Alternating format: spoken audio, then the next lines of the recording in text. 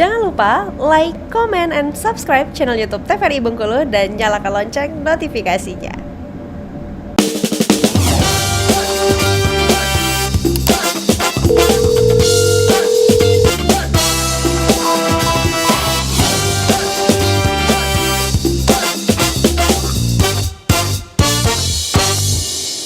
Sahabat sehat, terima kasih Anda kembali menyaksikan Dr. Kito bersama Kito Sehat dengan tema kita kali ini membahas mengenai penyakit tipes. Tadi sudah dijelaskan, sudah habis ternyata materinya ya Dr. Bella dan Dr. Elsa juga. Ini saatnya Julia tanya-tanya nih dok. Nah ini berkaitan dengan pengalaman saja mungkin dok. Ada pasien yang datang ke vaskes pertama misalnya, ke puskesmas begitu ya. Sudah terlihat nih gejala-gejala awalnya, gejala-gejala tipes nih kayaknya.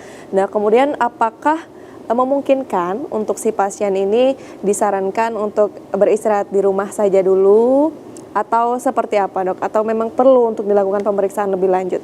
Silakan dokter Elsa. Ya, jadi kita di dokter itu ada yang namanya anamnesis sama pemeriksaan fisik. Ya. Julia. Jadi anamnesis sama pemeriksaan fisik itu sebenarnya kita udah bisa menegakkan diagnosa. Bukan bisa, harus bisa menegakkan diagnosa 70-80%.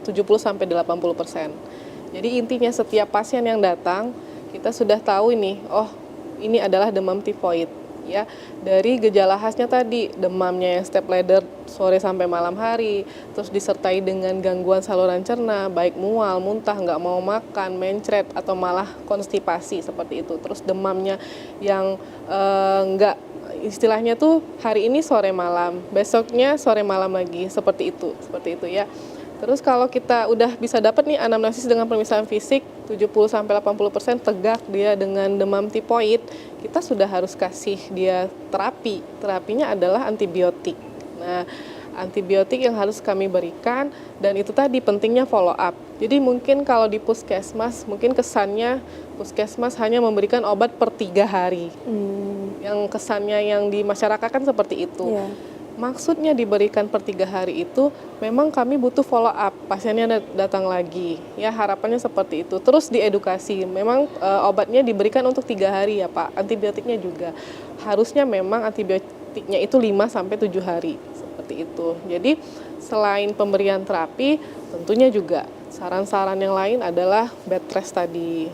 Terus makan makanan yang lunak dan makan makanan yang sehat dan bergizi.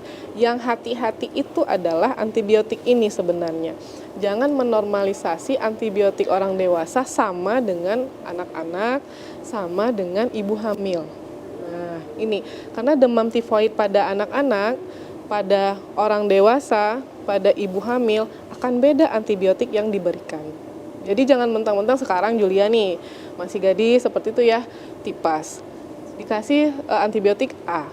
Nanti pas Julia sudah hamil terkena tipes, itu nggak A lagi antibiotiknya.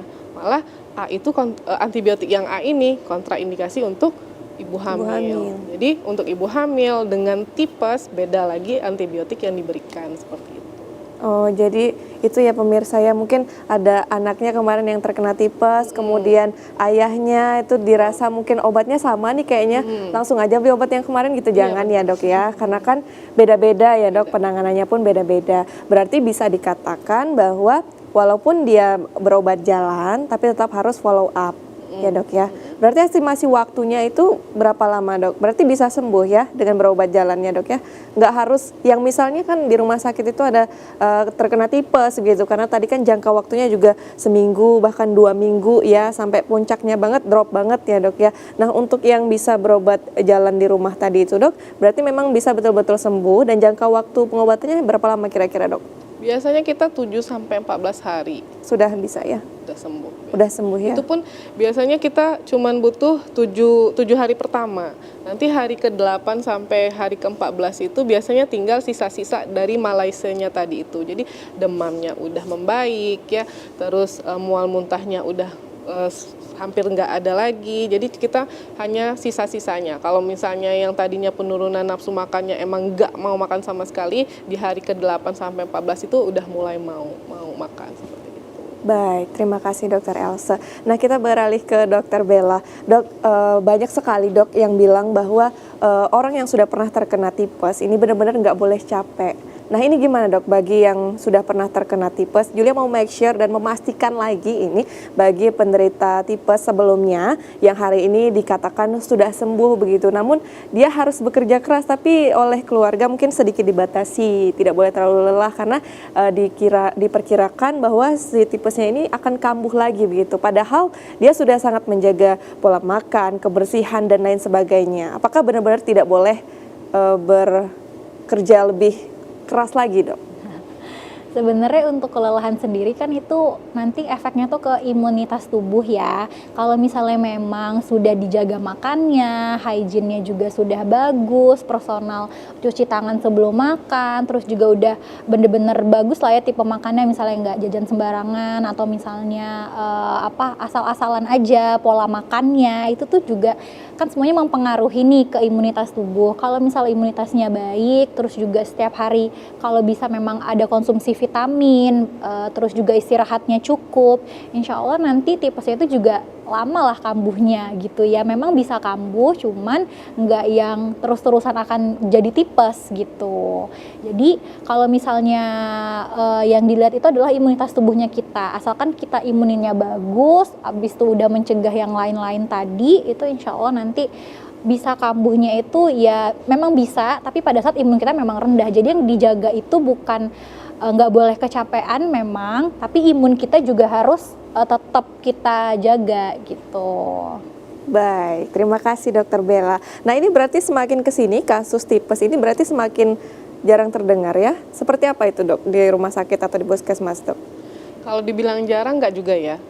Jadi bisa dibilang masih ada dan masih ramai juga sih di tengah-tengah masyarakat, tapi alhamdulillahnya masyarakat tuh udah mulai aware, oh ini demamnya tinggi, ini kayaknya DBD, malah kalau datang tuh kayaknya DBD, udah self diagnosis sendiri ya. Jadi sudah, terus datang-datang, ini demamnya ini malam aja nih dok, kayaknya tipes kayak gitu kan. Baik. Udah mulai aware sih di masyarakat. Baik, jadi sudah lebih sadar ya dok ya. Terima kasih banyak Dokter Else, Dokter Bella atas informasinya. Nah pemirsa itu tadi ya, tetap jaga kesehatan, pola makan dan juga olahraga yang teratur. Sampai jumpa pemirsa, kita berakhir sampai di sini. Tetap sehat dan tetap semangat.